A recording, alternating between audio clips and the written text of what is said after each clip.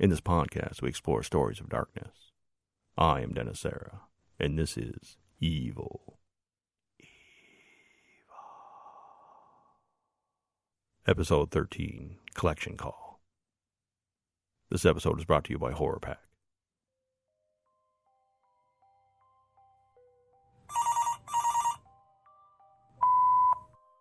Marcus, since you will not pick up your phone, I will just leave you a message here on your voicemail. I'm sure you're there. Maybe you're just enjoying your final hour. Maybe when you saw my number show up on your phone, you were just afraid to pick up. No matter. I can let you know what's going on here on your voicemail. First, don't bother going to the police. You'll just embarrass yourself. They're not going to believe you. This call is untraceable, and besides, they will think it's a hoax. Remember, if they put you in jail for perpetrating a fraud, I can still get to you. My people are everywhere. Don't bother going to a priest. They can't protect you. God put you here to test you. And you have failed. Sorry, I shouldn't go down that road. After all, we've had a good time, right? With me, you've done and seen things you only dreamed of. In these past 12 and a half years, you've lived in a mansion, dated Hollywood stars, traveled first class around the world, and your records went platinum. Just as I promised. Remember back when you found me? When you were in a dark place. No prospects, no hope. I gave you a life worth living. Soon it will be time for you to fulfill your part of the contract. At midnight tonight, it will be 666 weeks since we made our agreement. At midnight, I will come knocking, and it will be time for you to pay up. Well, looking at the time, you still have a few hours left. You enjoy them. They belong to you. You will earn them later. Don't worry, the payment is not as bad as they say. It's far worse. Hey, bro, it's JT. Dude, where you at? As I speak, me and the crew are at your crib. Get here as soon as you can. We're having an impromptu pool party in your honor. Hey, I know you've been feeling down lately, so I rounded up everyone to cheer you up. We owe you for everything, man. We want to show you some appreciation. So get down here ASAP, right? You don't have to pick up anything. Just get yourself down here. Hey, don't make me hunt you down. Later. Hey, my man Robert. I was hoping to get a hold of you today. I have some urgent business to talk to you about.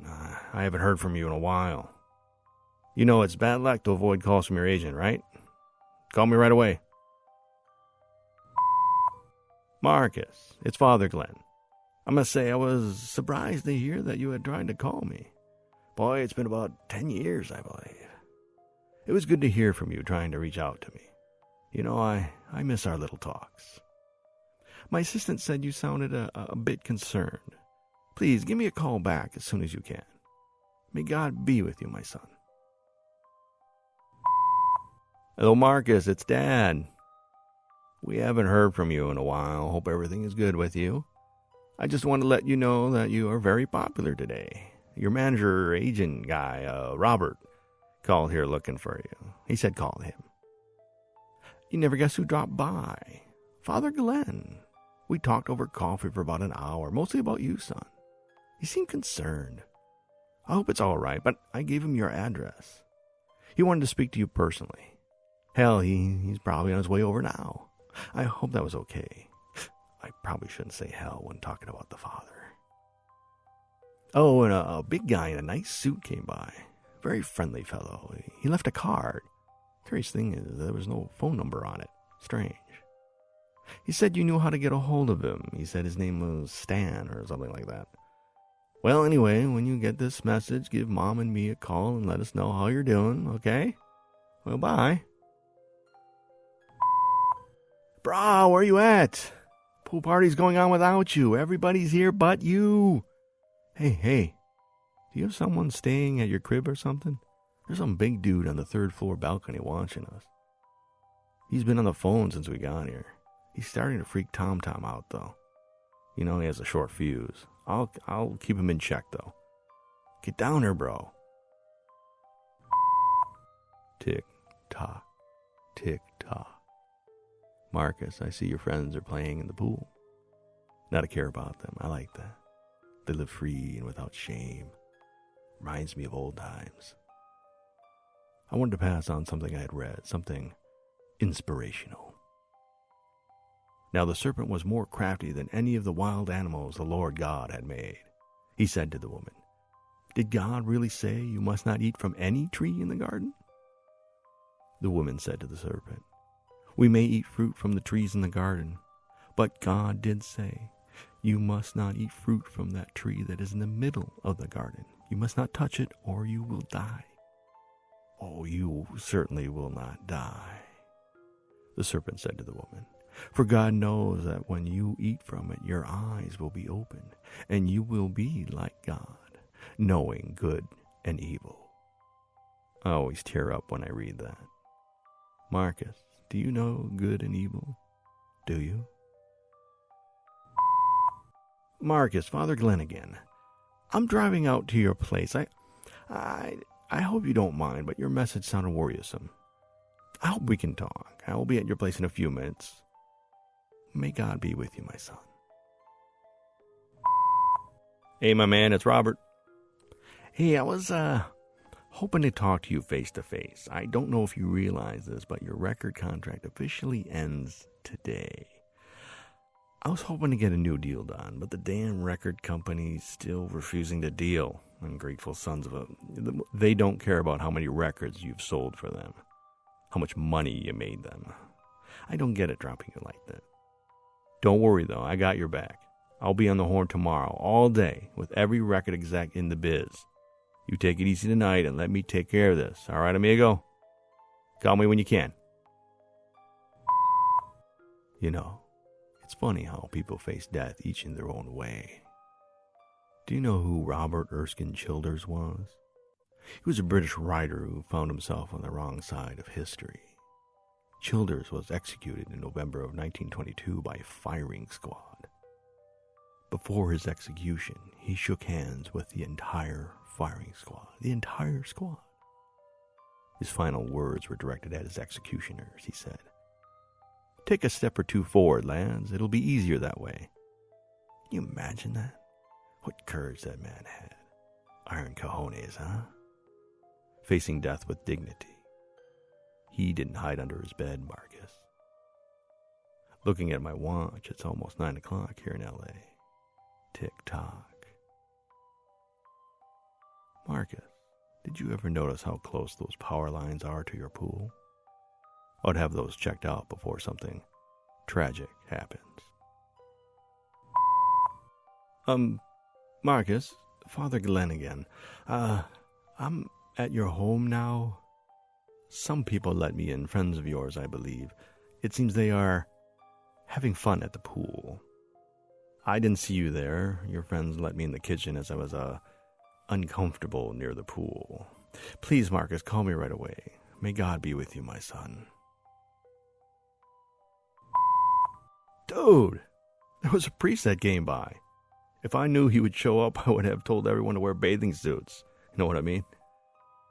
I threw in a towel and got him in the kitchen. He said he'll wait there for you. Hey, what's going on with you, man? A priest? The scary dude on the balcony? What's up? Tom got fed up with the balcony gawker and went in the house about 10 minutes before the priest got here. He hasn't come back to the pool yet. I'm worried he got lost on his way up. You know how he is. What the fuck? Marcus. You need to be more particular when choosing your friends. That large fellow, Tom, I think they call him, he came knocking. He didn't realize you have this magnificent house because of me. He wanted me to leave. Me. He was so rude and barbaric. When you crawl out from under your bed, you can find him in the guest bathroom. But don't worry, he's alive and unharmed, although he is weeping like a frightened child. I showed him things, Marcus. Visions that soon will be your reality. You should have come out with your friends, Marcus. Spent the last few hours with them. the contract expires at midnight. Although, we were in New York at the time you signed the contract.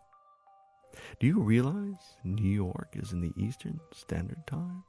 Here in LA, we're in Pacific Time. Midnight for New York is in 60 seconds. Time's up. That knock will be me coming to collect.